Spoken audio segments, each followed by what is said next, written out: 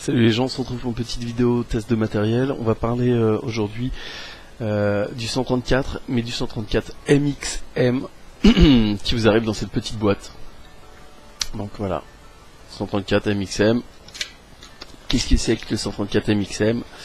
Et ben on va voir ça tout de suite. On retrouve la traditionnelle petite boîte qu'on avait déjà dans le 134 classique, à savoir une petite boîte, petite valisette marquée High Test.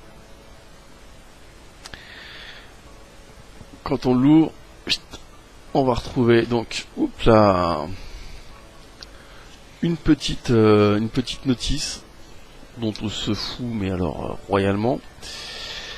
Une autre notice avec le fameux petit check pour vérifier l'authenticité de la bête, des informations en chinois que je ne sais pas lire. Qu'est-ce qu'il y a dans cette notice? La traduction des signes, mais on verra ça par la suite, qui sont liés au respect des parents, des machins, tout ça, c'est des trucs un petit peu, voilà. Et bien sûr, une notice d'utilisation qui est en anglais, voilà, où on vous explique comment l'utiliser. Alors comment l'utiliser, c'est un petit peu spécial parce qu'il s'agit d'un mode mecha, mais mode mecha un petit peu spécial. On va retrouver également une petite pochette dans laquelle on va retrouver un tournevis cruciforme et tournevis plat qui est ici, une petite bague qui permet en fait de faire tourner, d'avoir une rotation sur quelque chose, et on va en parler. De ce petit truc là qui permet de faire le contact, donc c'est un petit truc tir au sort avec deux plots, mais on va en parler également après. Une petite bille pour un roulement à billes et d'une vis, hop là, d'une vis, oui, je sais pas trop à quoi sert celle-là, j'ai pas fait gaffe en fait, j'ai pas fait gaffe.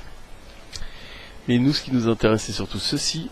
Donc, on retrouve le design du 134 classique.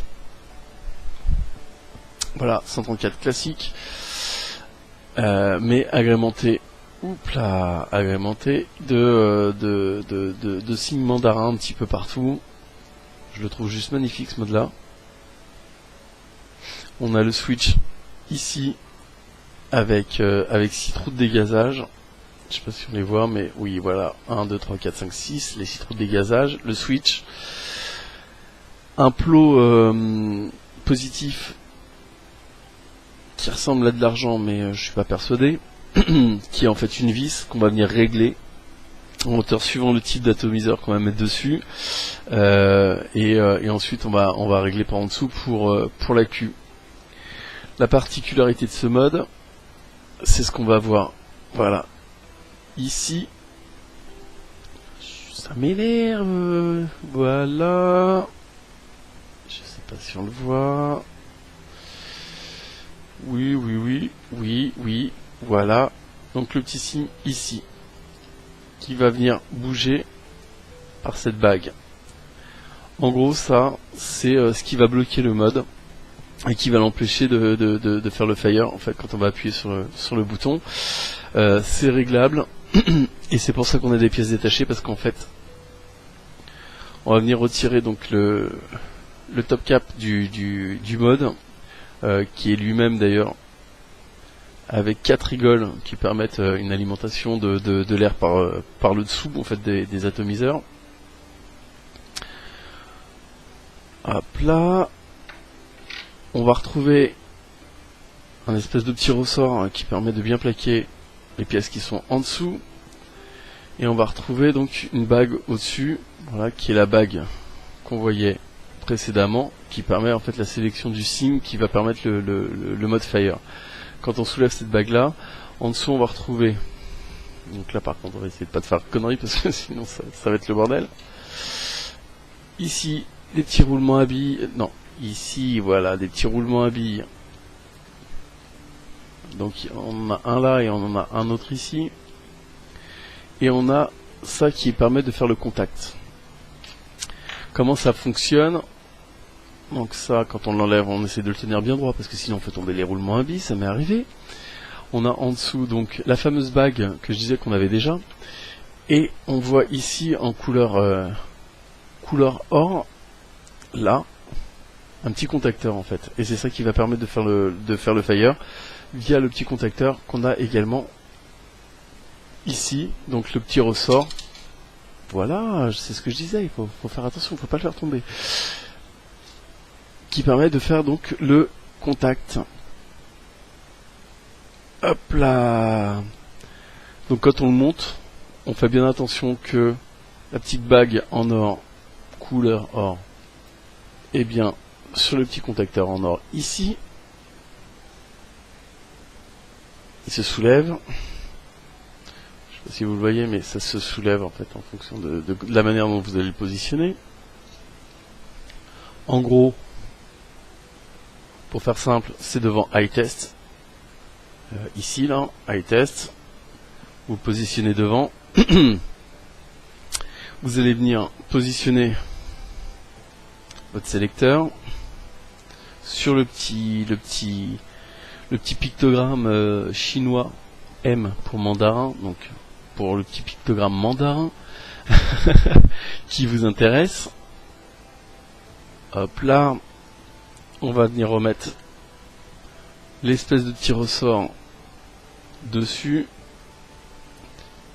et on revient mettre le top cap du mode par dessus. Normalement on est bon et c'est fonctionnel. Voilà, on sert bien, c'est fonctionnel. La petite bague, on vérifie, ça tourne. Ça tourne. Bien entendu, il faut vérifier ce que vous avez sélectionné parce que sinon, vous êtes comme un con, vous allez chercher. On va venir mettre un petit ato dessus. En l'occurrence, on va prendre l'Atlantis. Et on appuie sur le switch, ça fonctionne. Si je change la bague, je la tourne, ça fonctionne plus. En soi, on n'en a pas vraiment besoin parce que le switch est à l'intérieur, donc on peut poser le mode sans que ça fasse feu. C'est une protection supplémentaire, c'est un petit gadget, mais j'aime ça.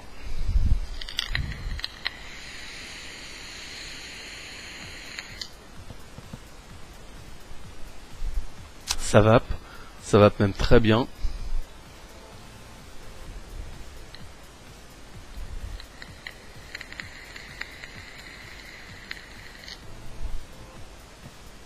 Mon accu peut-être pas super chargé, on va le changer. Hop là. On va prendre un autre accu. Il est évident que sur ce type de Clairo ou d'Ato, en tout cas, on prend des accus qui vont bien quand même. Là, je suis sur des Hellfest à 2500 mAh à 35 ampères.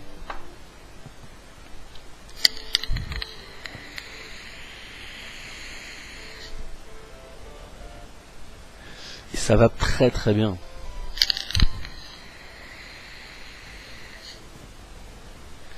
Le switch, je vous l'ai pas montré. Mais on est sur un switch classique à ressort avec une connectique type argent vis qui permet le réglage pour le fire. On voit également les trous de dégazage. Je sais pas si vous allez les voir, mais on voit les trous de dégazage en fait sur le bas du switch. Ça c'est pas mal aussi. Hop.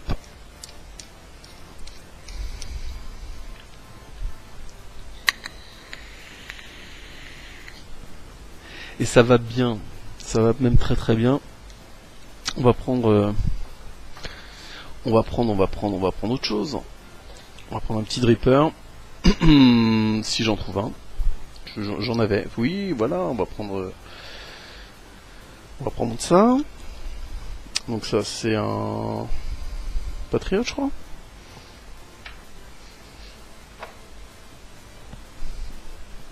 Hop.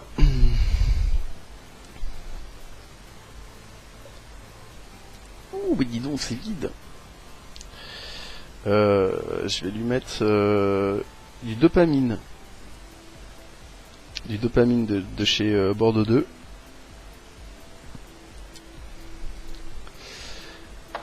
Hop là.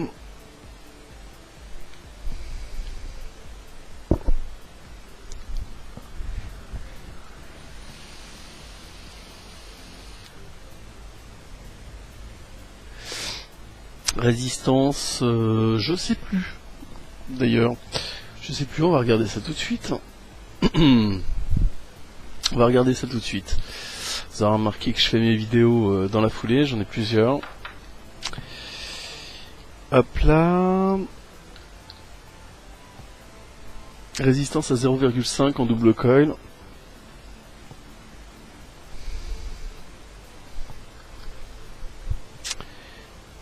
Voilà.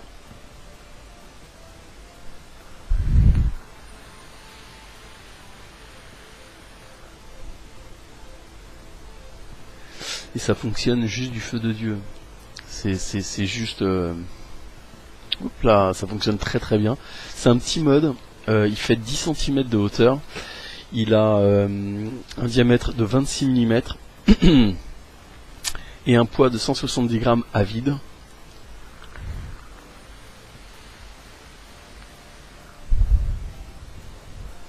Il a été acheté sur le petit vapoteur pour 55,90 €. Ce qui en soi est pas excessif. Alors je suis d'accord, ce n'est qu'un mode méca.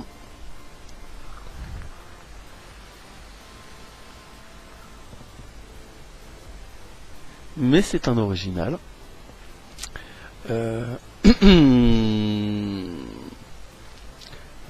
Le switch est un petit peu ferme, mais on s'y fait facilement. Moi perso, voilà, c'est comme ça que je le switch.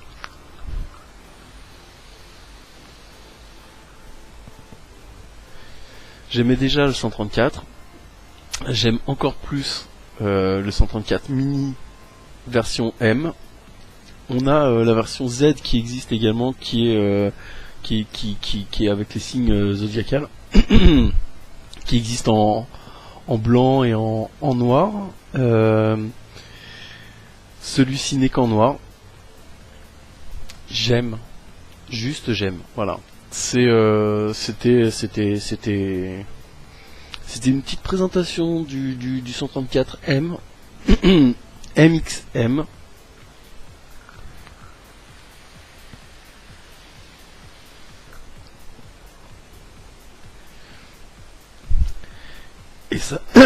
Et ça fonctionne mais super bien.